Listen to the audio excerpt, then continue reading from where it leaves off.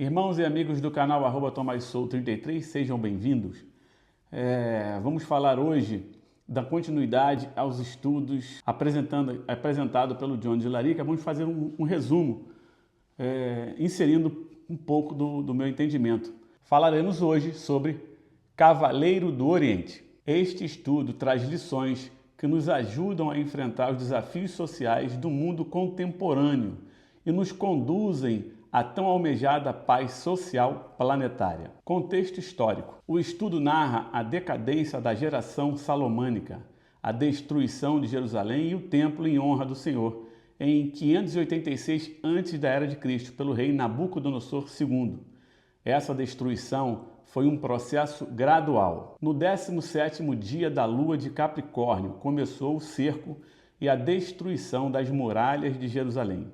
No 17º dia da lua de Câncer, iniciou-se a destruição das muralhas do templo. E no 9º dia da lua de Yavê, signo de Leão, começou a destruição completa do templo de Jerusalém. Nesse cenário de ruínas, surge o príncipe Zorobabel, que lidera o povo hebreu na reconstrução do templo.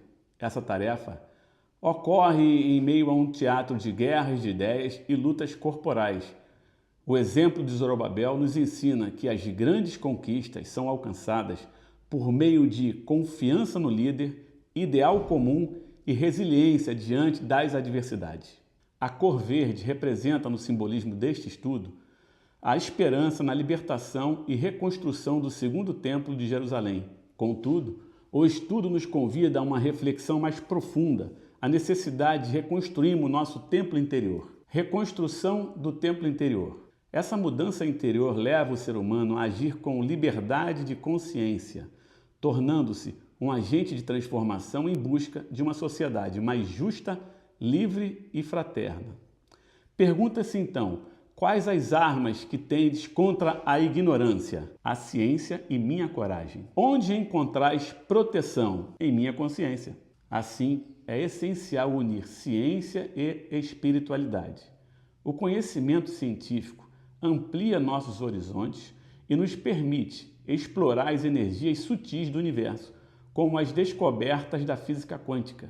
O Cavaleiro do Oriente é chamado a ter coragem, ou seja, agir com o coração para implementar a reconstrução global. O novo tempo. Estamos em um período de transformação, o fim de um ciclo e o início de uma nova era de libertação do ser humano.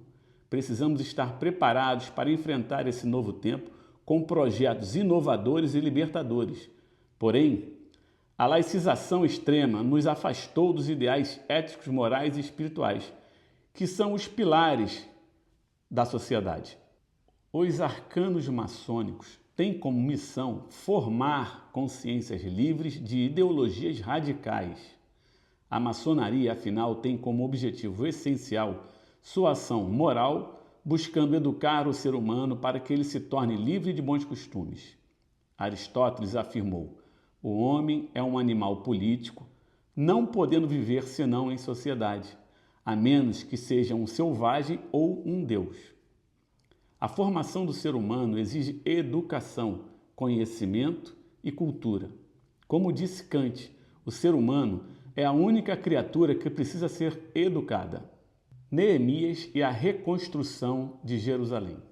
No livro de Neemias, capítulo 4, versículo 17, lemos: os que edificavam as muralhas, os que traziam as cargas e os que as carregavam, cada um com uma das mãos fazia a obra e com a outra segurava uma arma.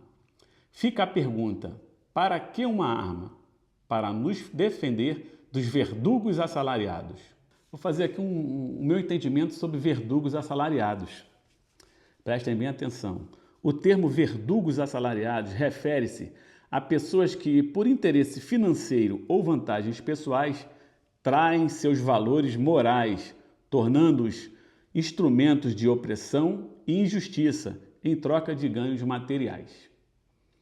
Para reflexão.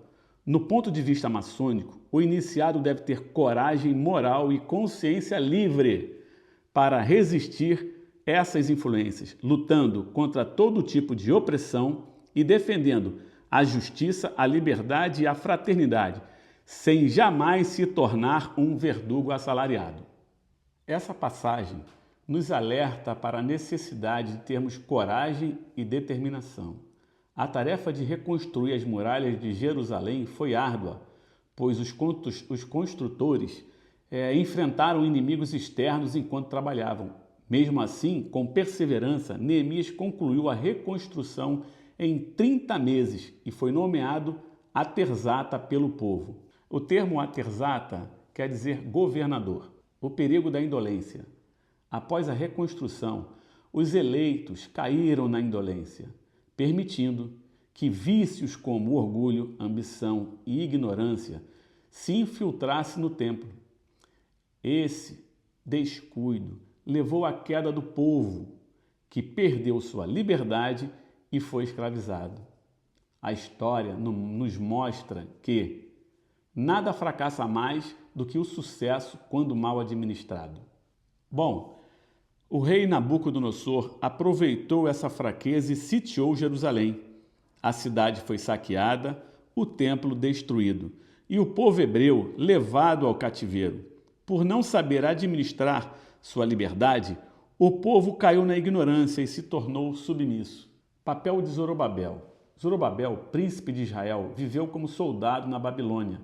Martirizado pela miséria de seu povo, ele decidiu reconstruir o templo e pediu autorização ao rei Ciro, que apoiou sua causa.